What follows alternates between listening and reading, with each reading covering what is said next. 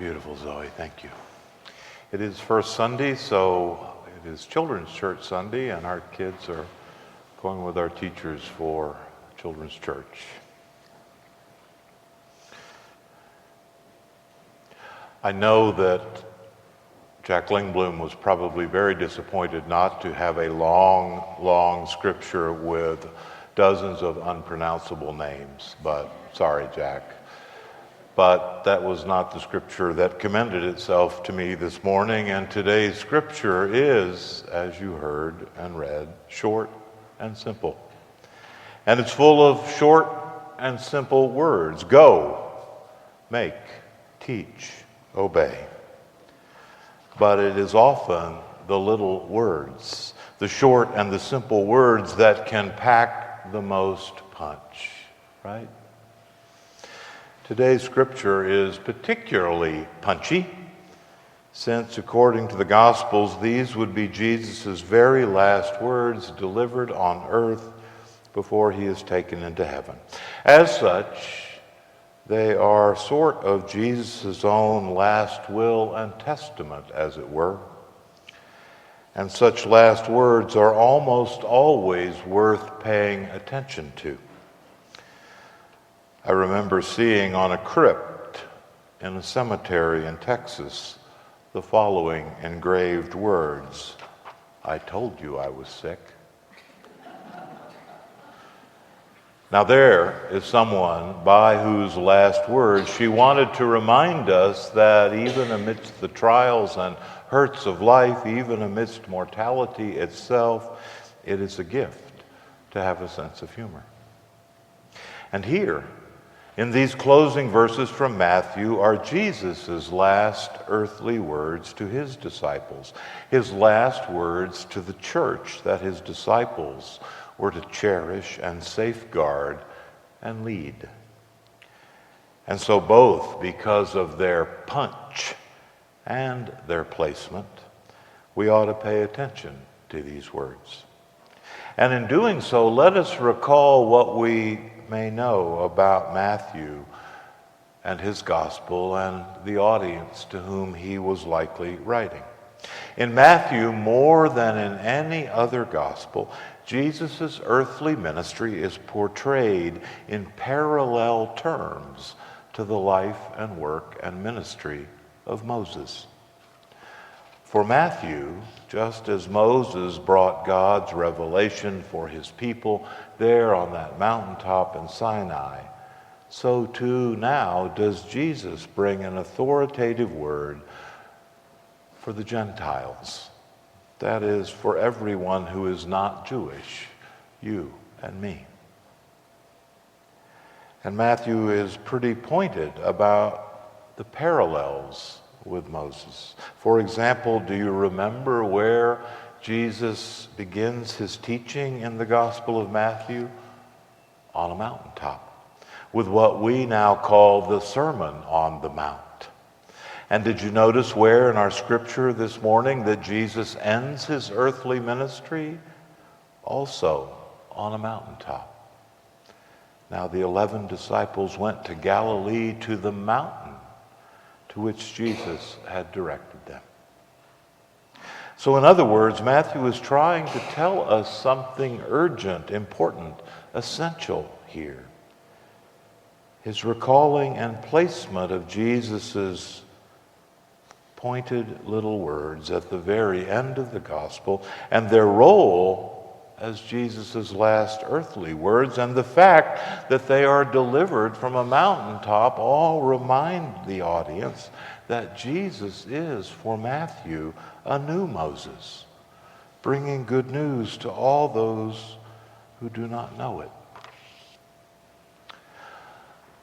Our question for this morning, then, is this: what can we possibly learn that is fresh or new from this passage of Scripture that is probably one of the most famous and remembered and quoted of all the sayings of Jesus? Well, in the English translation that we have before us, there are 4 verbs: go, make, baptize, and teach.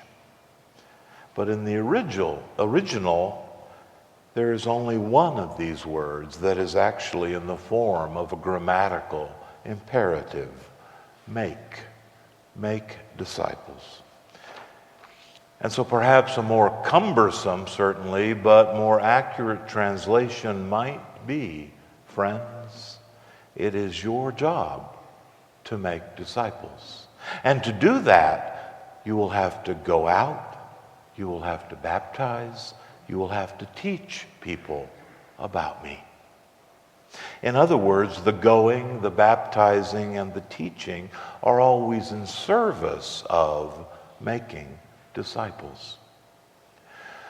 Now, why might Jesus put it this way? Well, I think it's the implicit recognition that every single one of us, every single person, is going to be like it or not, going to be a disciple of something. As Bob Dylan put it in the name of one of his songs, you got to serve somebody. And that's true, isn't it? That's a description of your life and mine. It's not an option. We will be disciples of something. We will, as the very root meaning of the word disciple suggests, make decisions wittingly or unwittingly to serve and learn from something. What are you a disciple of? Who do you wittingly or unwittingly serve and show in your life that this is what you are learning from? Too many in our society, it seems to me, have become disciples of an either-or polarized way of thinking that inevitably leads to angry and oversimplified positions and tends to demonize those with whom we disagree. We don't have to look far to find examples even in church life. There are too many churches who make it clear that anyone who doesn't subscribe to a very particular set of views and interpretations of things is not quite Christian. If you're not the disciple of such a view, if that's not what you serve, then you're not really quite there. But even at the other end of the religious spectrum, among what the media call religious liberals, there's always the temptation to be not the disciple of the gospel that reminds us that there is neither Jew nor Greek, male nor female, and that we are all welcomed around Christ's table, but to be the disciple of certain political or ideological views. Or maybe your temptation, I know mine is sometimes, is to be the disciple of a consumer culture that in 100 different ways every day tells us that unless we buy more stuff, have more stuff, and most importantly, always want more stuff, we're somehow out of it, to be pitied. But as with any master, being the disciple of a consumer culture is hard work, for it is a demanding taskmaster. It's telling, isn't it, that the Gospels record Jesus as saying not one word, for example, about sexuality, which our culture is so obsessed with, but 1 in 5 of Jesus' statements have to do with money and the overwhelming temptation that you and I have sometimes to put our time and our talent and our treasure into the service of something other than, as Jesus puts it, all that I've commanded you. I read lately that the average price of a wedding in the United States is now well over $30,000. There is also some indication that there may be developing a reverse correlation between the amount paid for a wedding and how long the marriage lasts. More and more stuff, and the endless wanting of yet more stuff that our culture teaches will not make us happy, it will not save us, it won't even make us content. Now, of course, this sort of consumerism is an easy target, isn't it? And so many of you in this room indeed seek to be faithful to being Jesus' disciple and try not to be disciples of that consumer culture that says that money and stuff are what make us happy.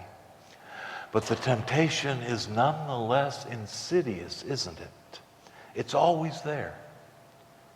And sometimes that temptation can come instead in the form of hoarding our money and our stuff. That doesn't satisfy either. Because as so many Christians have realized over the years, you can never have enough to be happy. You can never hoard enough to feel secure.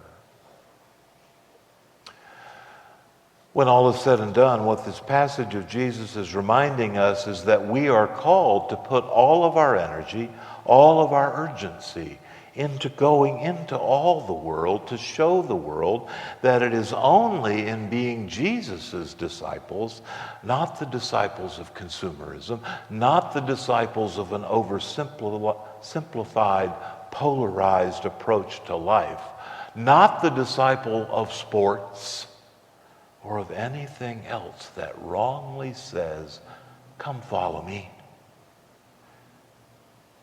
No, but to be disciples of Jesus, for in that only is their life and hope and peace.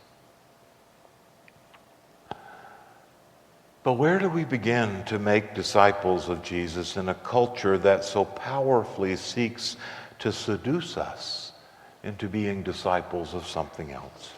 What possible effect can you or I have on a culture that turns a celebrity wedding into a media feeding frenzy, spilling on it thousands of times more ink, bandwidth, and attention than on the dying children of the Sudan? How do you and I make disciples of the Prince of Peace in a society where a child under the age of 15 is killed by a handgun every 100 minutes, and where there have been almost 50 more school shootings since Sandy Hook?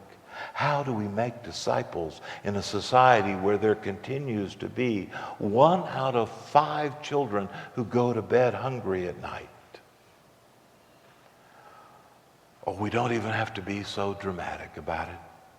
How do you and I go into all the world, or even just our little corner of it, when so often it seems that our work, our families, our jobs suck up all of our attention and our energy? In the very way that Matthew tells the story of Jesus' last earthly words and his great commission to you and to me, he also tells us, though, that Jesus understands our situation. Did you catch the reference in the scripture to how the disciples gathered there at that mountain? Let me read it again. Now the 11 disciples went to Galilee, to the mountain to which Jesus had directed them. 11.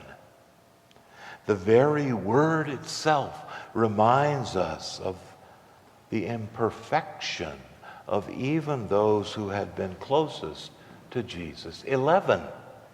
The very word itself reminds us that the task is not easy, because the pressure to misunderstand, to follow something other than Jesus, those are very powerful, and they could get to even one of the original 12, one who was as close to Jesus as anyone. 11.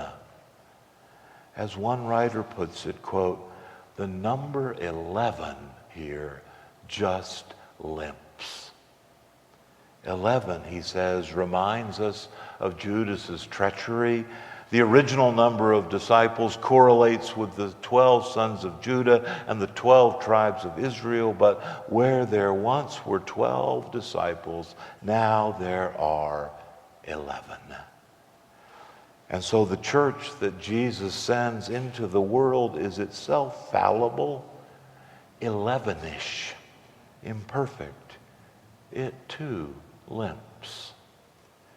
Yet Jesus uses exactly such a church to do his work. Jesus takes this imperfect number and gives it a perfect calling.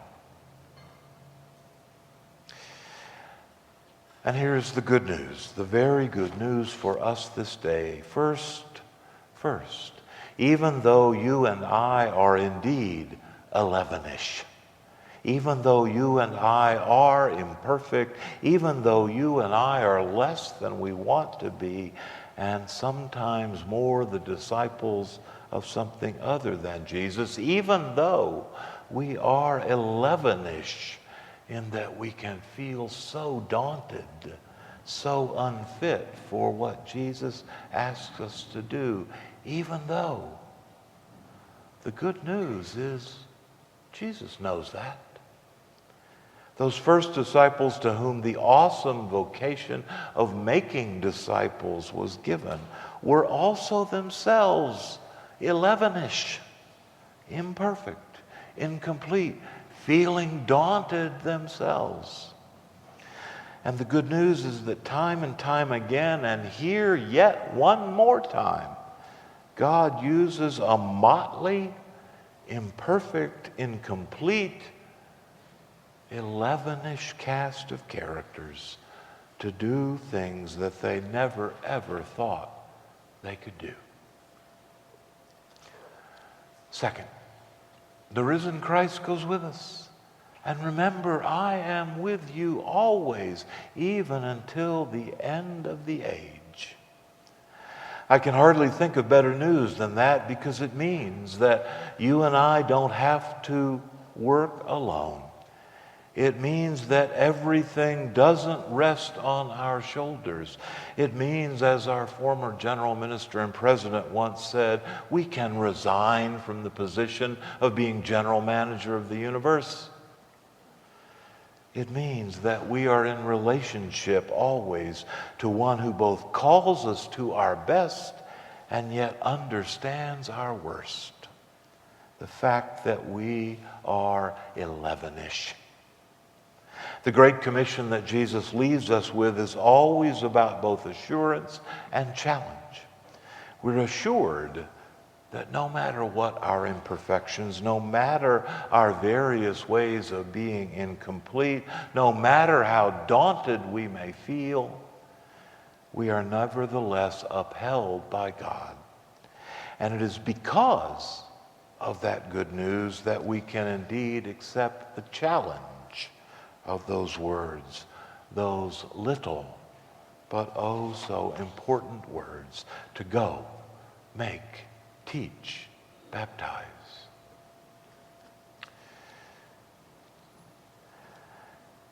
Today I want to end a little differently than usual. Today I want to close with a few moments of silence in just a moment. And amidst that silence, as we end the Easter season and anticipate the coming of the Spirit to give birth to the church on Pentecost, I invite you during those moments to think about what one thing, just one thing, that you can do in the coming week that will carry out Jesus' commission of going and telling about him.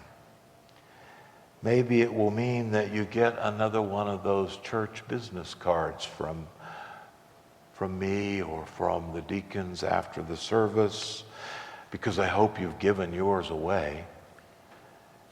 And then we'll look for the opportunity to share it and the kind of community that this congregation wants to be and the kind of God we worship.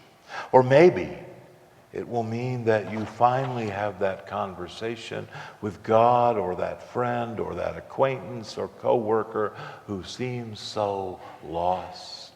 Or maybe it will mean that you ask God to finally clear out 10 minutes a day in which you can really and truly pray. Or maybe it means that you will give yourselves over to that Bible study you've been meaning to do.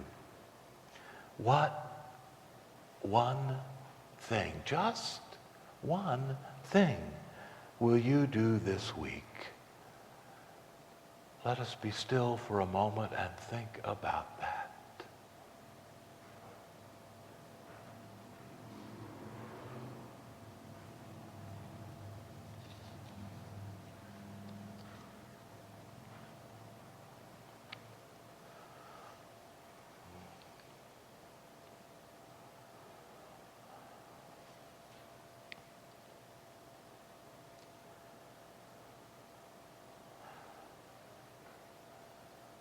with gratitude indeed for the one who goes with us and whose little words challenge us and whose large and abiding love can transform us. Thanks be to God.